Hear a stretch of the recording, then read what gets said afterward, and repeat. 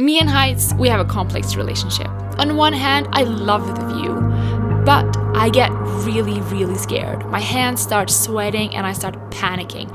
I see this small path ahead of me, even though the path is huge, and I only think about the worst case scenario, and that is me falling down into my death. And the Kjeragbolt is the perfect example of this fear. Good morning. Yeah, we are packed up and ready, and yes. We are going to the Kjeragbolt. The Kjeragbolt, it's a rock stuck in between two mountains, holding it together by sheer force of nature. We are at the parking place for the Kjeragbolt, and as you can see, the parking space is quite huge. Now we have to find Ida. There is Ida. That is a problem we will not have, sadly. So I crashed the drone. Looks like I cracked the memory card as well. We will start with a push about 200 altitude meters up. It's supposed to be quite steep and quite rough start. Good signs all the way, so it's about 5k walking. In order to get to the Kjeragbolt, you need to hike for at least 2.5 hours. And that is if you're used to hiking. So if you're not used to hiking, it probably would take you more than 2.5 hours. On the other side of the valley, there's the mountain. This trip, there's a lot less people than on Preikestolen, so that's really good.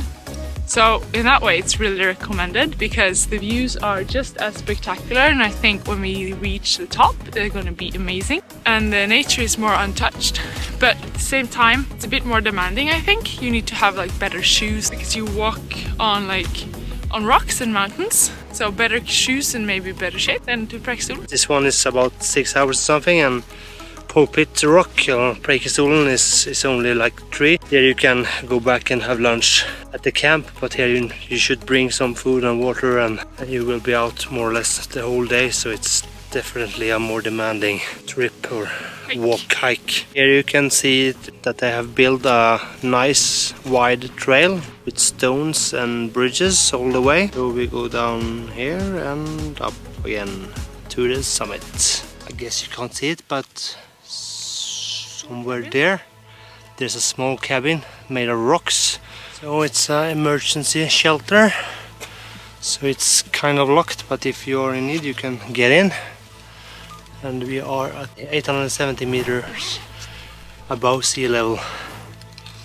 So we're getting there. But first we have to go down a bit before we start the big climb up this ridge. And I think that will be the last push. And here we have some signs that says it's 2.8k to Kjeragbolten. What do you think about the track so far, Ida? Good, but it's quite heavy. Yeah. It's a lot of uphill. I think we reached the plateau. It looks like it because we talked to our hosts and they said that on the top it would be very flat. So we think we've reached the plateau now, so we just have to walk and see where we end up.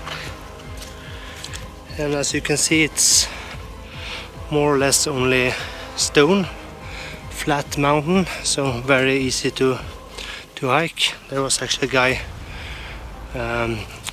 running here, so it's very, very easy to walk here. The path goes down here and then it continues over and up, so still a bit climb to do. There you have it, a lot of people standing in line, a bit far away maybe so you can see it, but it's there, I will promise you, in the middle of the image. There's a man standing on top of it now.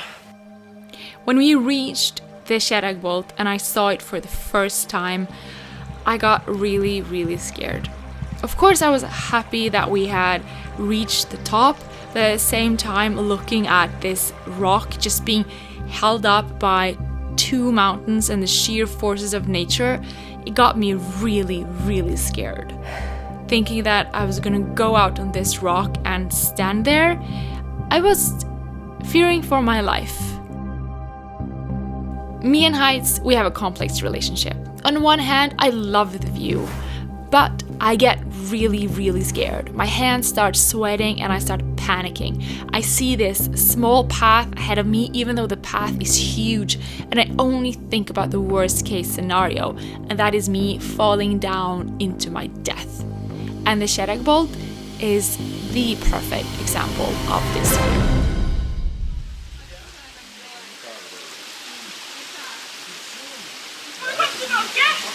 Lite opp i hendene.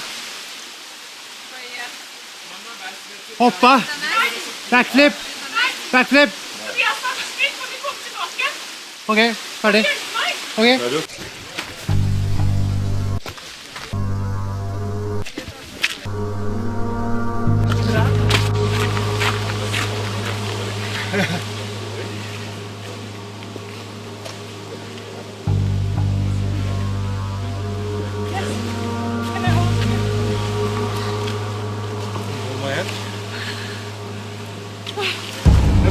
Safe ground.